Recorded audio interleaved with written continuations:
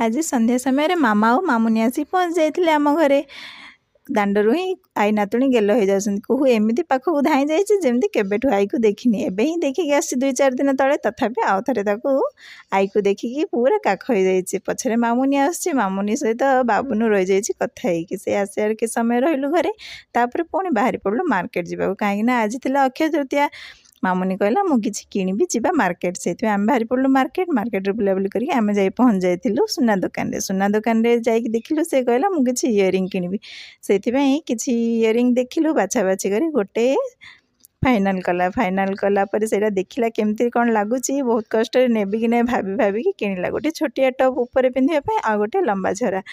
बड़ बड़ तो किणी हेनी बहुत रेट हो जाए सुना तथापि से जोड़ा किणला बहुत क्यूट बेसी बड़ नहीं बेसी छोट नहीं सामान ही बहुत क्यूट भी होता सुंदर लगुला देखिए कहतु केमती जय जगन्नाथ।